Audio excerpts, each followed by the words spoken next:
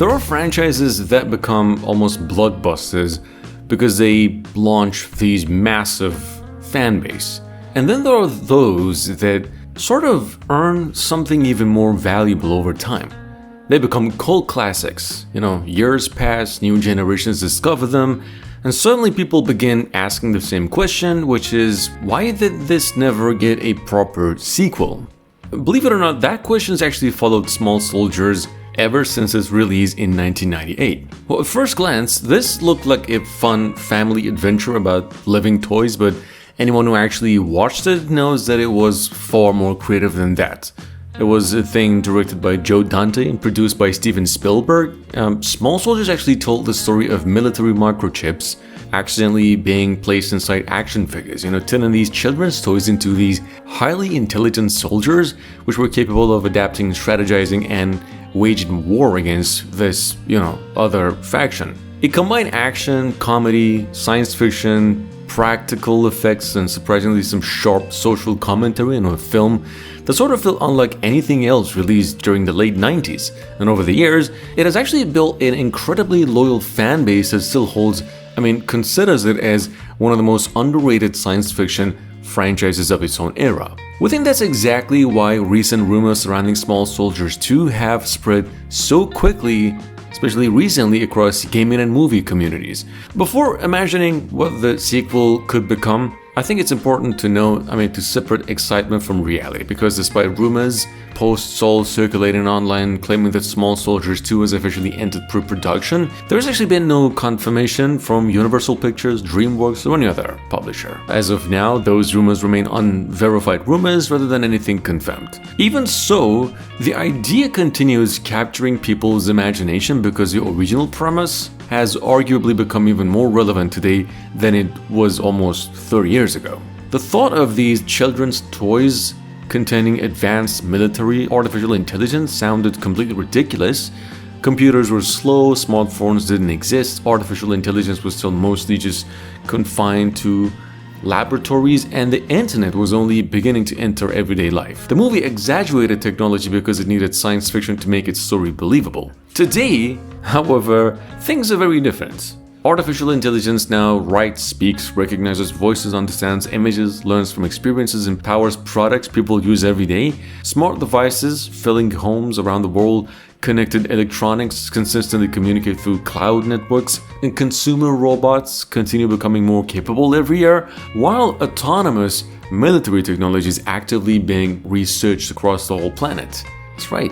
Without changing a single line of its original promise, Small Soldiers suddenly feels now surprisingly believable. In fact, that might be the strongest possible foundation for a sequel. Imagine opening this new IP, a movie or a game 30 years after the first one. The neighborhood where everything happens is now long since returned to normal. Houses have changed their owners, children have grown into adults. The surviving witnesses rarely speak about what happened because nobody believes them anymore. To the outside world, the events of the original movie have become little more than just an unbelievable local legend. Life moved on, technology didn't. Instead of one experimental military microchip accidentally finding its way into a toy factory, now imagine an entire global toy industry built around AI. Every toy learns from its owner, every doll connects to cloud servers, every robot updates itself overnight, every action figure developing its own personality through machine learning. Parents love them because they seem educational, children also love them because they feel alive, companies love them because they sell good. Nobody realizes how dangerous, however, that combination might become. So the sequel wouldn't need an evil scientist secretly trying to conquer the world. It wouldn't need magical artifacts or alien invasions. It just simply asks a question that already exists today.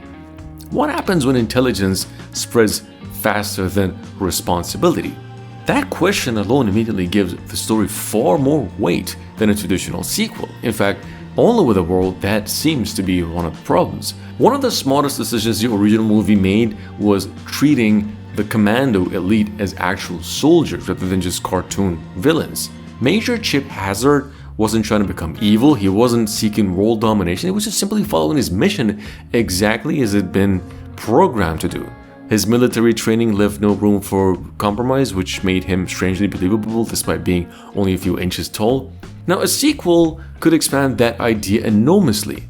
Like, imagine a new generation of intelligent toys that no longer required direct programming. Instead, they just observe human behavior, analyze global information, begin reaching conclusions entirely on their own. Some even conclude that protecting children means protecting humanity. Others, however, conclude that humanity itself has become the greatest threat to children. Neither side necessarily believes they're wrong. That kind of conflict feels much richer than just simply repeating the same movie. Visually, on the other hand, a sequel could become something really special because the original movie's greatest trick was just always perspective. Everything looked enormous because the main characters were only a few inches tall. A living room became a battlefield, a garage became an industrial complex, a backyard became an entire wilderness, and modern visual effects now could elevate that concept to extraordinary levels without losing any charm. Like, imagine these tiny soldiers navigating enormous shopping centers, airport baggage systems, ordinary household pets suddenly becoming gigantic creatures capable of changing the outcome of entire battles.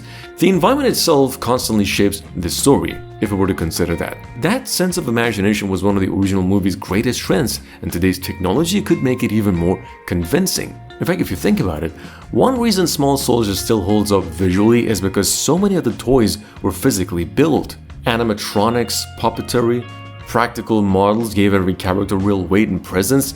Computer-generated imagery certainly has its place, but combining modern digital effects with physical models would preserve the tactile quality that made the original feel so believable. The audience should never feel like they're watching cartoons or something like that. They should believe those toys genuinely. Of course, it's worth remembering that Small Soldiers still remains entirely speculative. Despite recent social media claims suggesting pre-production has begun, there is currently no official confirmation from the rights holders. Until that changes, of course, every discussion about the sequel belongs firmly in the realm of possibility rather than fact. Still, sometimes, of course, the best ideas are the ones that refuse to disappear.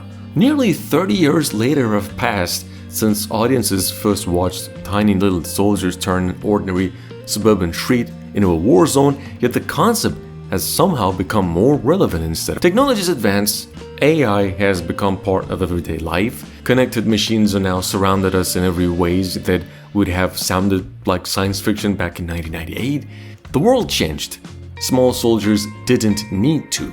Its original premise simply waited for reality to catch up. And if Hollywood ever decides to revisit that universe, it wouldn't just be making another nostalgic sequel designed to remind people of the past. It'll be telling a story that suddenly feels like it belongs in the present.